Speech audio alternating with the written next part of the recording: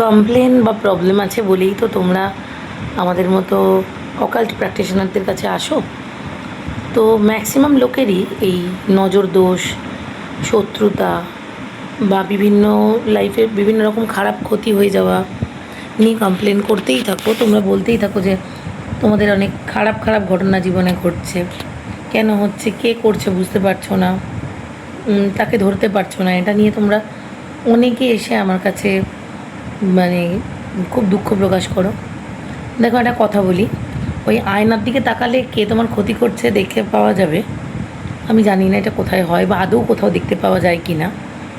আমি জানি না মানে যে সেটা নেই আমি বলবো না।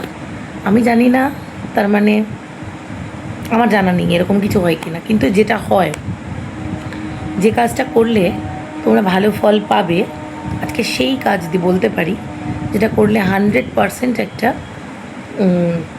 উপায় পেয়ে পেতে পারো জীবনের জন্য, লাইফ টাইম জীবনে কোনো রকম শত্রুর অনুপ্রবেশ এবং সেই শত্রুর দ্বারা কোনো ক্ষতি তোমার লাইফে হবে না। আমি আশা করছি মা বগলামুখীর নাম তোমরা অনেকেই শুনেছো, কিন্তু বগলামুখী মা অ্যাকচুয়ালি মানে উনি কে বা কেন আজকে এই ভিডিওটা ওনাকে নিয়ে করছি, আমার পুরো ভিডিওটা দেখো তাহলে বুঝতে পারবে। প্রথমে বলি যে আগামী 24শে এপ্রিল বগলামুখীর আবির্ভাব তিথি, মানে মা বগলামুখীর জন্মদিন। তো বিখ্যাত বিখ্যাত পলিটিশিয়ানসরা, সুপারস্টারসরা, খুব বড় বড় যারা সাকসেসফুল তোমার ইন্ডাস্ট্রিয়ালিস্টরা, তারা প্রত্যেকে এই বগলামুখীর পুজো নিজের বাড়িতে করেন এবং এই বগলামুখীর কবচ রাখেন।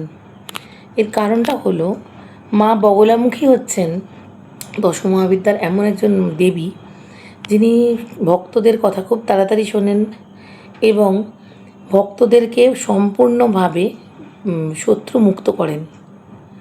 এই যে তোমাদের মধ্যে কমপ্লেনটা থাকে না, আমার কেউ ক্ষতি করে দিচ্ছে, কে কী করে দিচ্ছে, আমার নজর লাগছে, তোমরা যদি নিয়মিত মা বগলামুখীর পুজো করো তাহলে তোমরা এই প্রবলেমটা থেকে মুক্ত হয়ে যাবে চিরতরে। কে কে করছে টর্চ নিয়ে খুঁজে বেড়ানো সম্ভব না।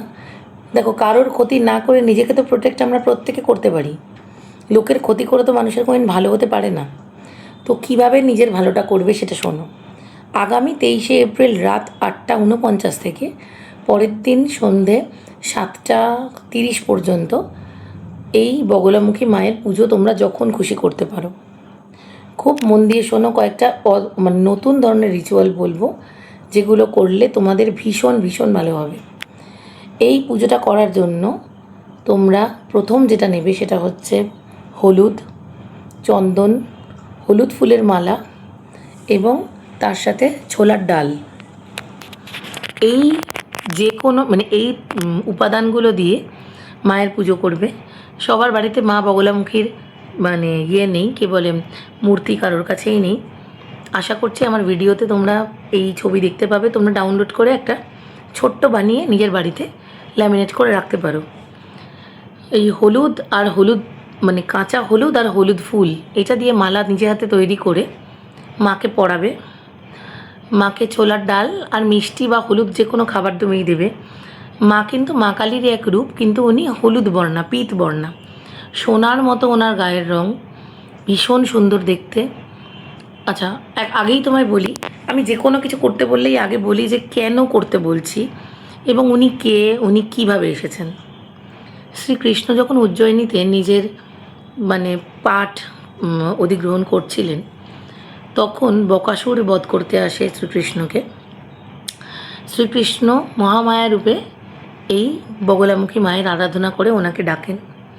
এই বগলামুখী মা বকের জিভ কেটে, বকাসুরের জিভ কেটে তার মুখের মধ্যে তার সমস্ত মুখের ঊর্জাটাকে কেটে নিয়ে ওই বকাসুরকে বধ করেছিলেন।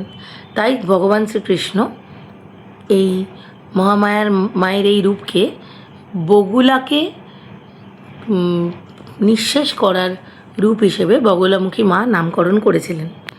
24শে এপ্রিল ওনার আবির্ভাব তিথি।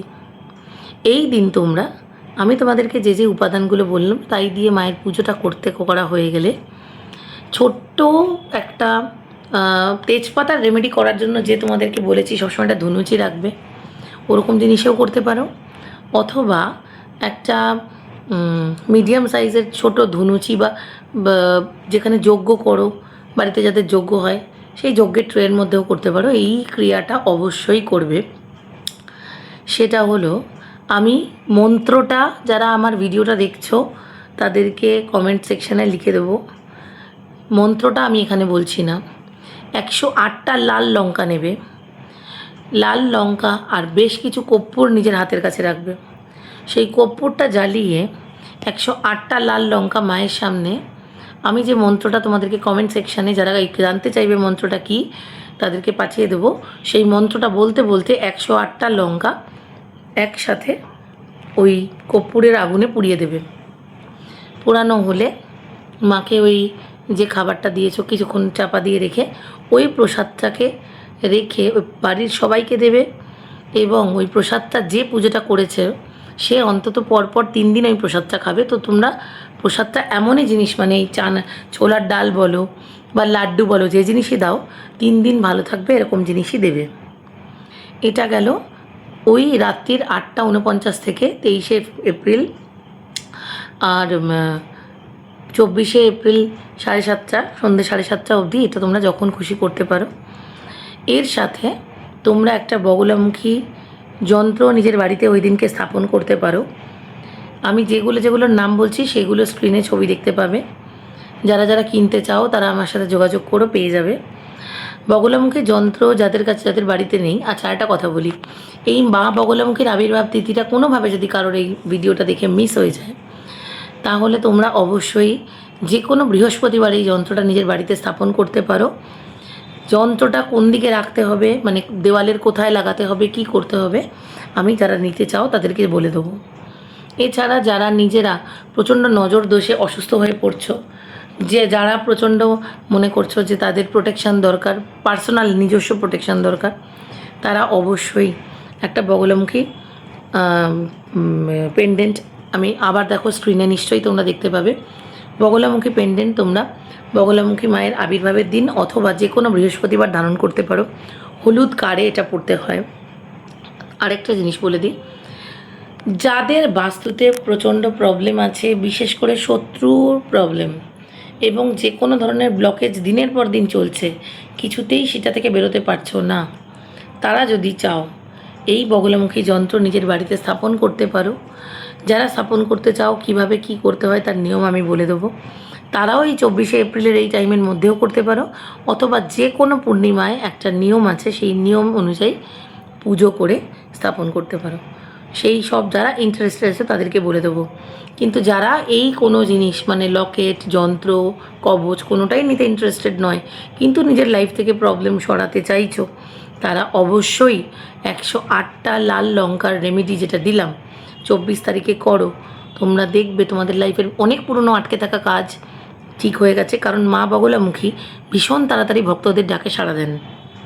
উনি প্রচণ্ড মানে একজন, উনি পরাবিদ্যার সব থেকে শক্তিশালী একজন রূপ মায়ের। তো সুতরাং খুব মন দিয়ে, খুব বিশ্বাস করে, ভালোবেসে মাকে ডাকো। তোমরা দেখবে তোমাদের লাইফের পুরনো অনেক সমস্যা, অনেক কষ্ট কমে গেছে। তোমরা অনেক তাড়াতাড়ি সাকসেস পেয়েছো, অনেক ভালোভাবে এগিয়ে যেতে পারছো। অবশ্যই মানুষকে দান করো, ভালোবাসো, মানুষের উপকারে আসো, কোনোদিনও কারোর ক্ষতি করো না, কারোর মাধ্যমেও কারোর ক্ষতি করার চেষ্টা করো না। কেউ তোমার ক্ষতি করছে জেনেও তাকে পারলে ক্ষমা করে দিয়ে ঈশ্বরের হাতে ছেড়ে দাও, দেখবে তোমরা ভালো থাকবে। একটা খারাপের উত্তর আরেকটা খারাপ কোনো দিন হতে পারে না। ভিডিওটা কেমন লাগলো জানিও। সবাই ভালো থেকো।